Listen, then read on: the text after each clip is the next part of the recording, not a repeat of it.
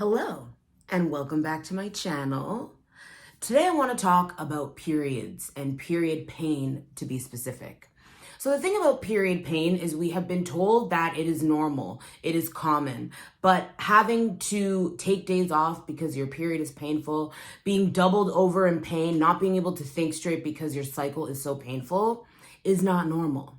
It's common, but it is not normal, and you do not have to live like that. And so today I'm going to give you some tips for preventing period pain as far as what you do during the 28-day cycle and what you're actually going to do on your bleed, on your period. And just as a reminder, I'm Bianca, a fertility, diet, and lifestyle coach, professionally trained chef, and a holistic nutritionist, and I help people get and stay pregnant, and I hope to do the same for you. So here's the thing about your period. What happens in the 3 weeks before your bleed or around your bleed is actually very important to what happens as far as pain during your cycle.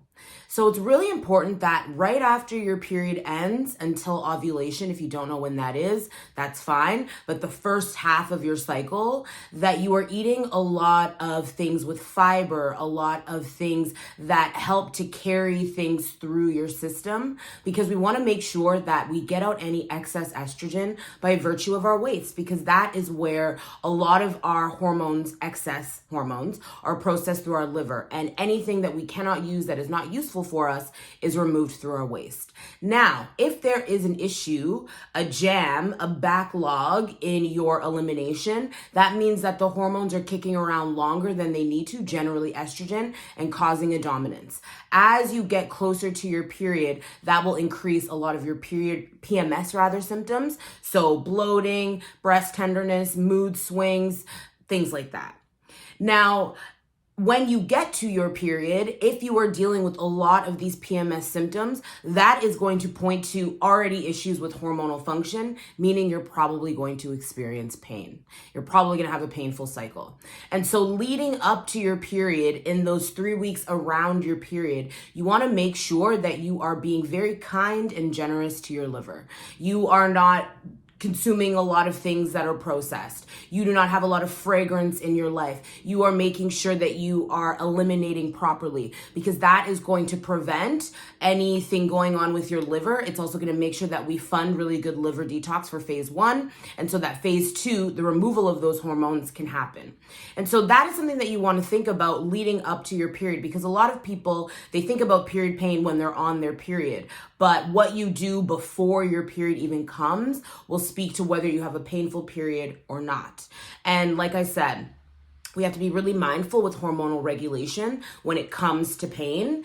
And one of the best things that you can do is make sure that you are eating a lot of really good high fiber foods, but you are also eating a lot of healthy fats, because that's going to help with the creation and the regulation of hormones. And then the fiber is going to make sure that you're removing any excesses, but also making sure that you remove things like fragrance and processed foods, and being mindful of alcohol and medication and all of those things means that your liver also doesn't have to process that, so it can be busy about processing the hormones that it needs to do, and therefore lead to a less painful period. But if you're like, well, Bianca, I'm on my period right now and it's painful, what do I do? Let's talk about it. The hottest tip that I can give you for period pain when you are on your period is something that harkens back to traditional Chinese medicine, and that is no cold food.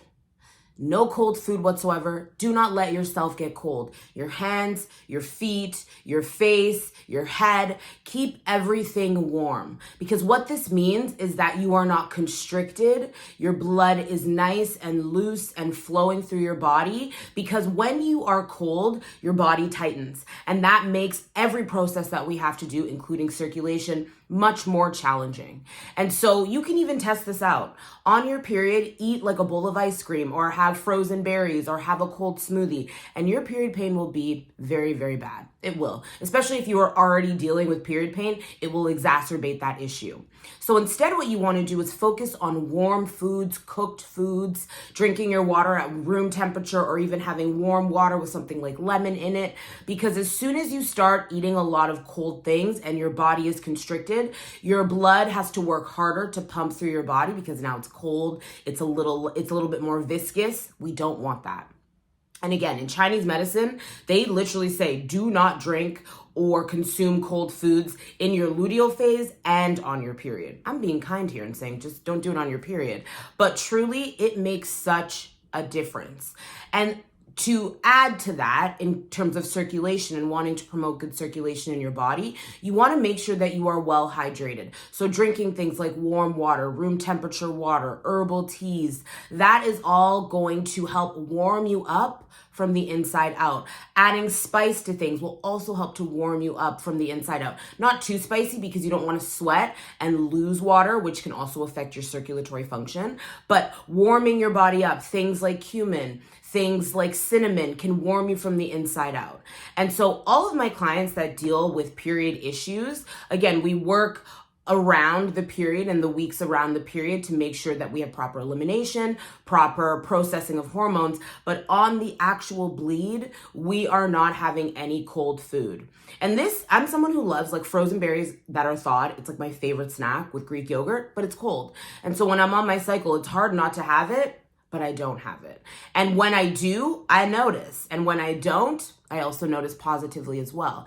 And again, you don't want to be drinking like super cold things like smoothies, having lots of salads. Instead, it's warmed or cooked vegetables, it's soups, it's stews, it's steak that's cooked, it's lots of really good fats that are warmed and used to cook your food in, because that is going to help with your hormonal function, but it's also going to make sure that you keep the energy in your body so it's not having to warm up these cold foods and then use the nutrients and then sort of disperse the nutrients. Because if you think about your period and you sit hard and think about it, your body has built a lining, now it is shedding it. That is a lot of energy. And once you sort of sit back and realize the task that is, you realize that you do need to go easier on yourself.